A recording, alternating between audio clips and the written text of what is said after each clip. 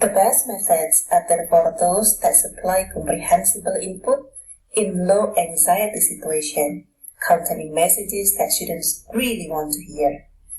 These methods do not force early production in the second language, but allow students to produce when they are ready, recognizing that improvement comes from supplying communicative and comprehensible input, and not from forcing and correcting production. Hi, what's up? We are on the 5th week of SLA course, and today's class is going to focus on providing input, which is taken from Professor Crescent's book, Principle and Practices of Second Language Acquisition. I'd like to begin with these two quotes. Living in the country where the language is spoken can result in all-day second language acquisition. Ini cukup masuk akal, karena kalau kita pergi ke negara di mana misalnya bahasa Inggris dipakai sebagai bahasa keseharian, otomatis selama 24 jam kita punya potential untuk mendapatkan input. Sekali lagi ini potensi. Second quote, ini datang dari Christine Houghton. The best way to improve one's knowledge of a foreign language is to go and live among its speakers. The two quotes are actually quite heartbreaking because it means that we need quite a sum of money if we want to acquire a foreign language in the best way. And if acquiring a foreign or second language means learners have to go to the country in which it is spoken, then as a language teacher, we need to get worried. Kalau siswa atau pembelajar ingin menguasai bahasa Inggris misalnya, dan cara mereka adalah dengan pergi to the country in which it is spoken, maka kita bisa jadi kehilangan pekerjaan. Kepikiran nggak itu? Nah, pertanyaannya sekarang, apakah teaching itu helps? Okay, as you can see on the slide, the first answer is probably no.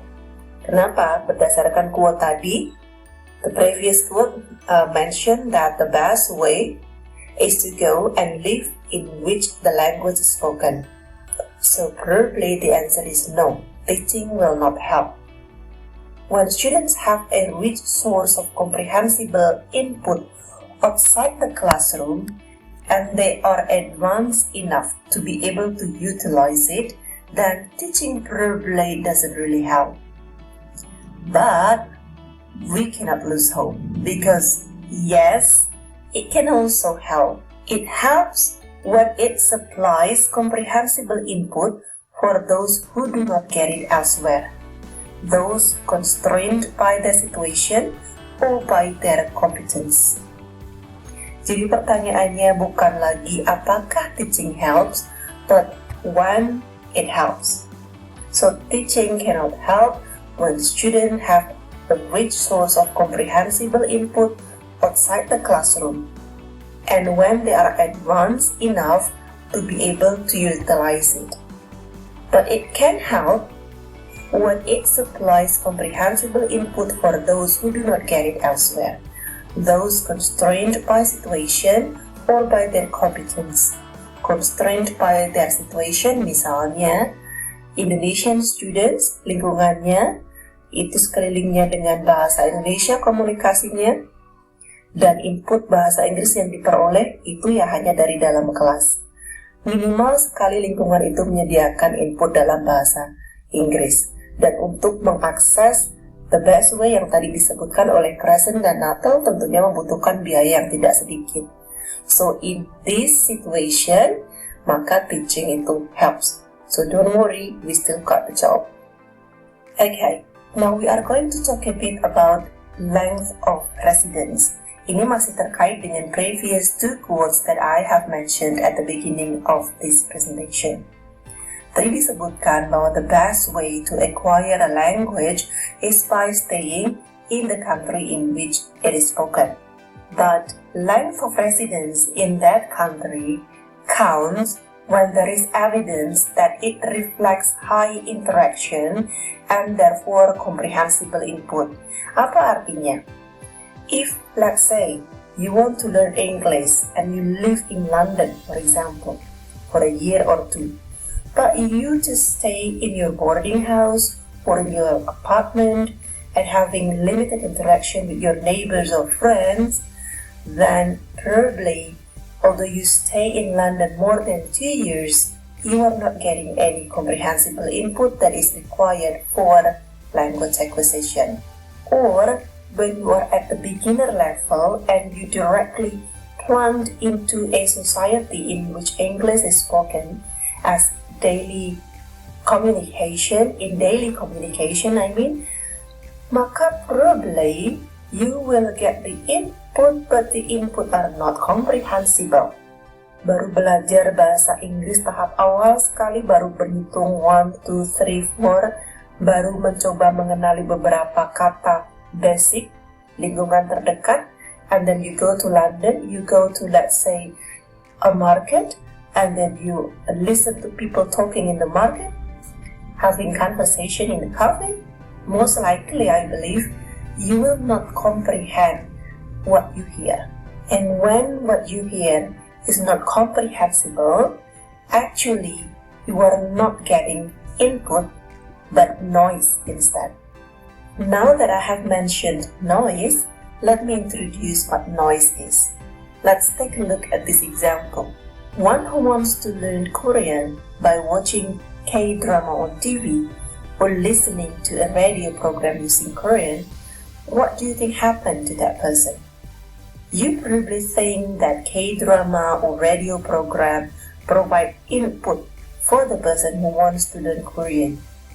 But if the person has no basic at all in Korean, probably he will end up or she will end up crying because not having a single word understood. K-drama on TV or radio program using Korean will probably be helpful if the person who is learning Korean is not a really, beginner. But probably he or she already has a certain level of Korean proficiency. When that happens, and the K-drama and radio program are comprehensible to the person, then it will become input. But if orang nggak tahu apapun tentang bahasa Korea, pingin bisa bahasa Korea, langsung nonton K-drama misalnya, maka ya kemungkinan dia akan nangis not because of the story, but because he or she couldn't understand what is being spoken.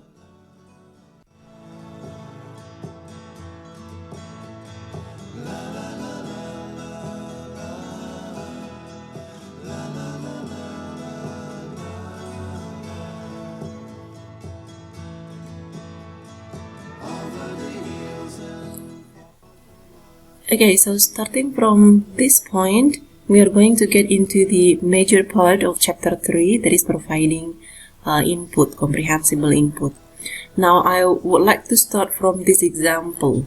This is the romanization of Japanese sentences. Well, actually, Krasen used Germany, but I have no resource to Germany, so I changed the language into Japanese. So this is the romanization of Japanese sentences, and I'm going to give you around 10 seconds to take a look at these sentences and then try to read that, because input comes from reading and also what you listen. So this one is what you read. Let's see if this is comprehensible to you or not, whether it can lead you to acquisition or not. 10 seconds starting from now. I'm counting.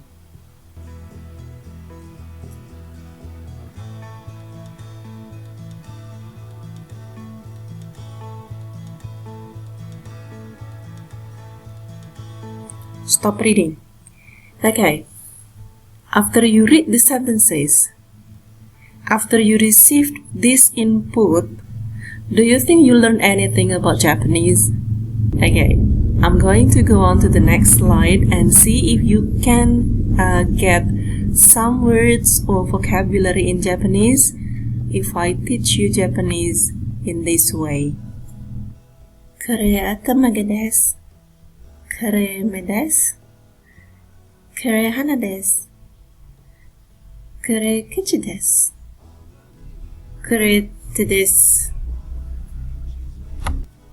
Okay, I know that was not perfect at all, but by having small chunks of language like this, by slowing down the rate, by pointing at the item that the vocabulary refer to, do you think this input is comprehensible to you?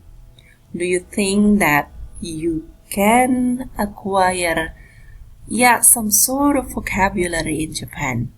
Which one that is meaningful to you? The first or the second? Now let's go on to the next slide. So what I was trying to say is that what is meant by comprehensible input is what can be picked up by learner. In the first example, when I ask you to read sentences in Japanese, waktu baca bahasa Jepang yang dalam bentuk panjang sentences seperti itu, and if you have no background at all about Japanese, maka meskipun ada input, maka input itu tidak bisa di pick up by you, which means you cannot turn that input into an acquired system. And Hat suggests untuk menggunakan slower rate, clearer articulation, allow processing time, more use of high-frequency vocabulary, syntactic simplification, and shorter sentences. Ini kalau dibayangkan kurang lebih sebetulnya sama ketika kita talk to a child. Kalau kita bicara dengan anak kecil, biasanya kita akan berupaya supaya anak tersebut paham. Jadi attempt kita directed pada acquirer, diarahkan, diupayakan untuk kepentingan pendengarnya. Kalau ke anak kecil ya ke anak kecil itu tadi. So, kita memikirkan bagaimana dia bisa pick up apa yang kita sampaikan. Makanya kita bicara dengan slower rate.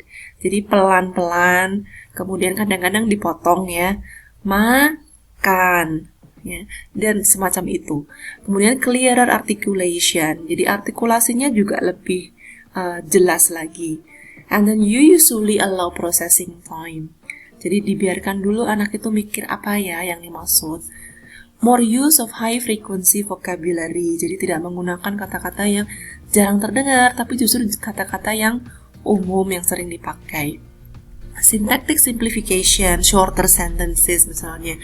Jadi ini tuh bahasa-bahasa caregiver ya, bahasa-bahasa pengasuh ke anaknya atau orang tua ke anaknya, dan juga yang sering kita gunakan ketika kita tahu lawan bicara kita itu level atau proficiency-nya masih pada tataran yang sangat rendah atau beginner.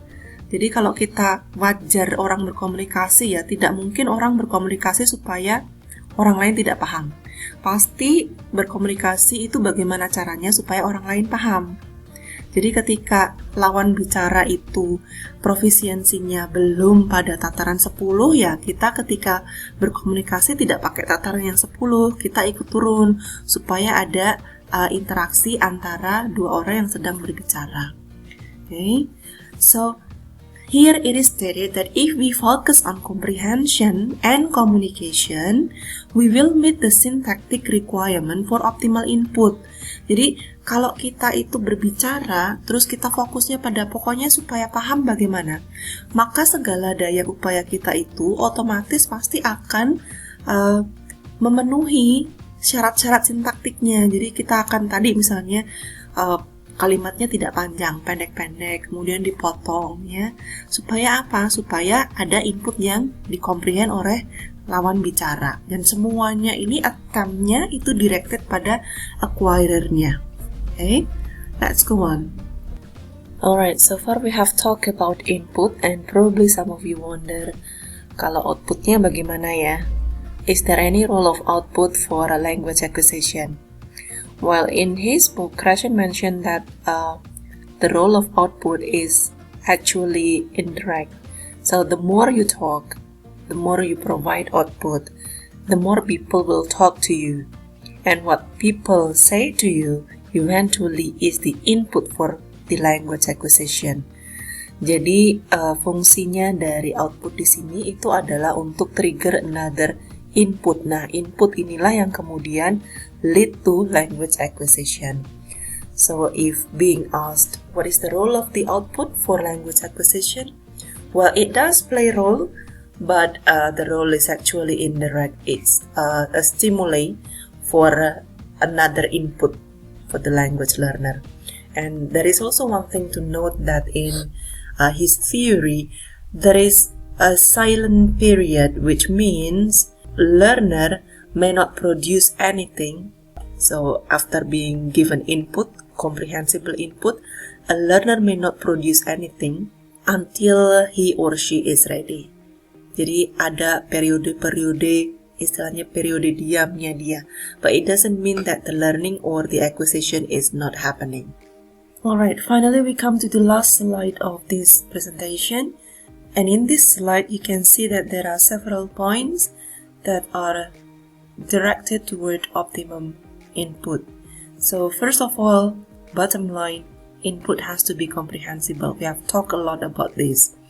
And then input has to be compelling. So it has to be very interesting. Kalau suatu pembicaraan atau conversation itu tidak menarik, maka orang tidak akan stay tune pada percakapan tersebut. And eventually, kalau tidak stay tune in that conversation, maka potensi untuk ada input juga akan menjadi turun. Another thing, if the input is compelling, maka psychologically orang akan lebih bisa mengingat apa yang dia dengar atau dia baca. The challenge is, it is not always easy to create an interesting material. So, ada gap antara siswa dan guru. The generation gap issue itu bisa jadi mengganggu ketika apa yang dianggap menarik oleh seorang guru bisa jadi tidak menarik oleh seorang siswa. Dan sebaliknya, creating an interesting material di sini meskipun sesuatu yang sangat penting untuk input itu supaya bisa optimal, kadang-kadang menjadi hal yang sangat sulit untuk bisa dicapai meskipun tetap bisa diupayakan. Tetapi ini adalah suatu challenge yang harus disadari oleh semua pendidik. The third, input must not be grammatically sequenced.